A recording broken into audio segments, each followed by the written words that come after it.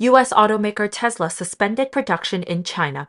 On December 24th, Reuters reported that, according to an internal notice and two sources familiar with the matter, Tesla suspended production at the Shanghai factory. According to the sources, the company canceled the employees' morning shifts and informed all its workers that they could start their break. So far, Tesla did not comment on the reason for the suspension of its production. Earlier this month, Reuters reported that the electric car giant planned to suspend Model Y production at its Shanghai factory from December 25th to January 1st. The suspension comes amid a growing wave of COVID-19 infections. On December 7th, after Chinese Communist Party authorities relaxed their strict zero-COVID policy, a new wave of infections broke out across China.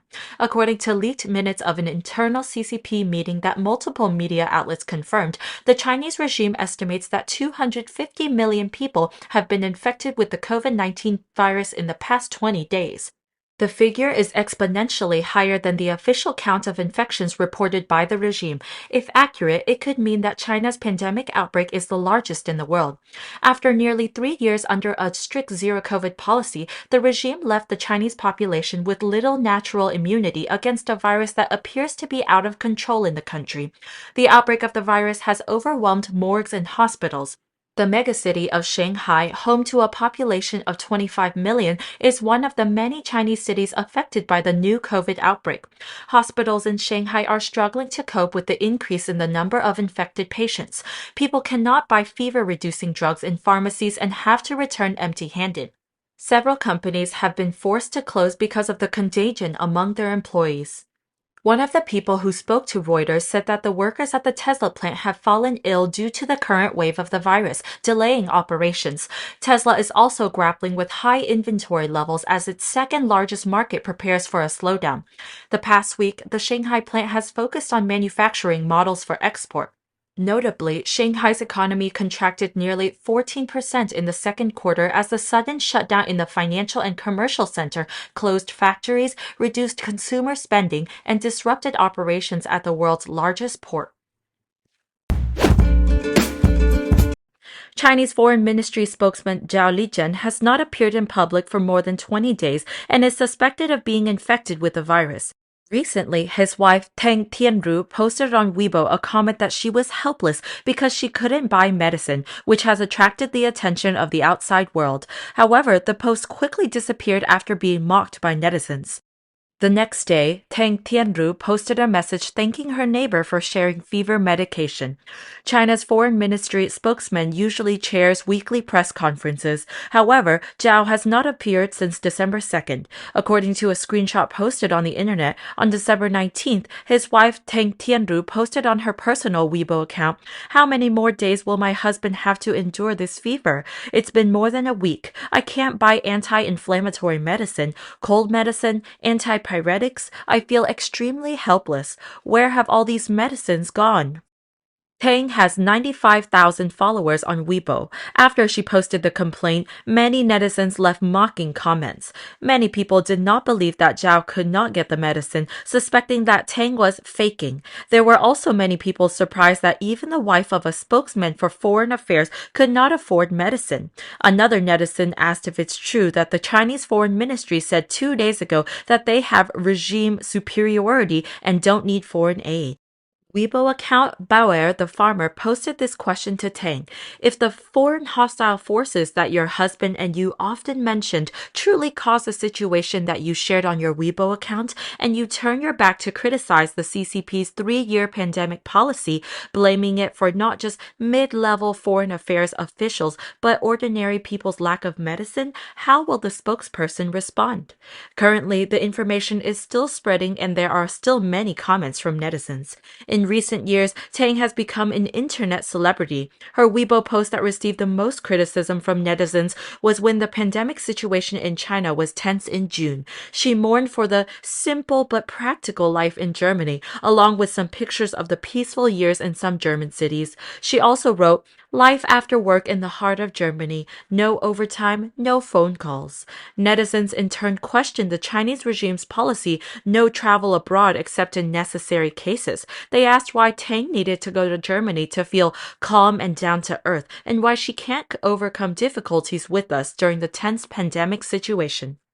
Some people even discovered that Tang, who has a clear attitude between enemy and comrade, posted on her Weibo account on November 24th, U.S. Thanksgiving Day 2022, calling for people to be grateful for the revolutionary predecessor.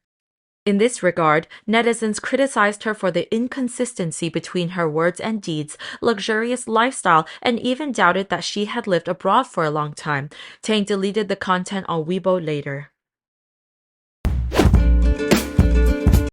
COVID broke out strongly in China, causing many elderly deaths. Among them are many former senior officials of the Chinese Communist Party, CCP.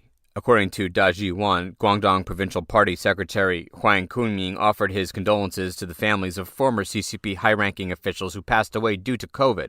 Among them are Xu Senlin, Liu Ruihua, Huang Huahua, and Zhu Xiaodan, all former governors of Guangdong. There is also Gao Xiran, the director of the Liaison Office of the Central People's Government in the Hong Kong Special Administrative Region from 2002 to 2009, Zhang Guoying, chairwoman of Guangdong Provincial People's Congress from 2001 to 2003, and many others. Citizens shared information that Huang and the leader of Guangdong attended the funeral of Xi Xin, the mother of General Secretary Xi Jinping, 96 years old, who reports say recently died during the pandemic outbreak.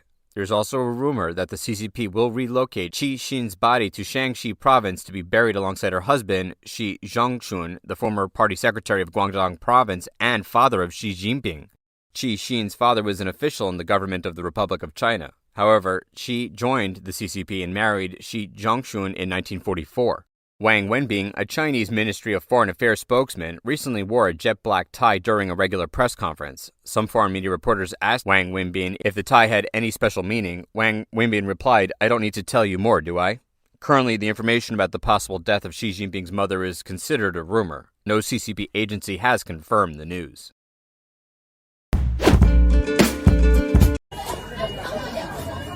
中国医疗系统面临崩溃。美联社记者江大义近日在推特指出，他们在河北看到救护车在医院门口被拒，人们慌张寻找病床空位，而病人们就躺在地板上。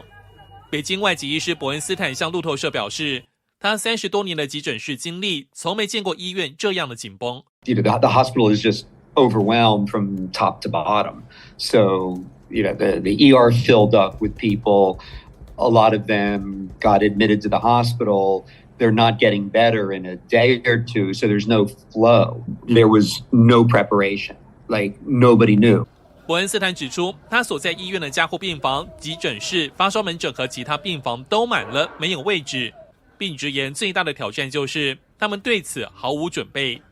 另一家北京私立医院的外籍医疗主任则指出，他们现在面临的病患人数是平常的5到6倍。患者的平均年龄达到70多岁。As a private facility, usually we never refuse patients, and it's possible that we arrive there, because we don't have beds anymore, or, enough resources to treat the patient. 曾任记者的中国资深媒体人、专栏作家连清川26日写道。他一向主张群体免疫，因为之前所有的封城、半封城都既缺乏法理也不合理。但当前中国的防疫松绑是放任、放弃与放纵的政策，是摆烂，获得许多网友转发，但后来被中共网管删文。这个病毒似乎长了眼睛，就是不听中共的，不仅对中共的大本营北京进行了猛烈攻击，而且还有大批的中共党员感染和死亡。于是今天习近平指示有针对性地开展爱国卫生运动。目前济南、重庆和北京等多个主要城市都被拍到殡仪馆大排长龙，遗体成堆没有地方放。时事评论员秦鹏表示，北京当局这时却开倒车，试图走毛泽东上山下乡爱国卫生运动的那一套，那恰恰是中国民不聊生、国民经济几乎崩溃的时期。新航亚太电视高秉莹、张瑞珍综合报道。4 senior Chinese academicians passed away on December 23rd, reportedly all due to unclear illnesses, without any clear reference to COVID-19. According to mainland media Hubei Youth Daily, the state-sponsored Chinese Academy of Sciences, or CAS, bid forever farewell to 3 of its members, including 97-year-old biochemist Professor Zhang Youxiang. 86-year-old scientist Lu Tiang, and pharmaceutical scientist Jiang Hualiang, who was 57. Jiang was also the former vice president of the Shanghai Institute of Biochemistry and Cell Biology, whereas Jiang was the incumbent director of the Shanghai Institute of Materia Medica. Also, on the same day, the Chinese Academy of Engineering lost its academician, 90-year-old Chinese ecologist Li Wenhua. Their passings came while coronavirus was ripping through China at a rapid speed, filling up morgues and crematoriums with new bodies each day. There would be no telling if the four were all victims of the novel virus, considering that they were said to have simply died of illnesses. But Central News Asia noted that in just 10 days, starting December 15th, the Chinese Academy of Sciences had lost 10 of its academicians. China has also adjusted its medical definition of a COVID fatality, officially acknowledging only death from pneumonia or respiratory failure while testing positive for COVID. On December 25th, China's National Health Commission said it would stop publishing statistics on daily COVID cases and deaths. Experts worry that China's pandemic will introduce new mutants. Dr. Stuart Campbell Ray, an infectious disease expert at Johns Hopkins University, told the Associated Press, China has a population that is very large, and there's limited immunity. When we've seen big waves of infection, it's often followed by new variants being generated. Ray is uncertain if the potentially new variant will be more or less dangerous, noting that the mildness over past months has been due to accumulated immunity.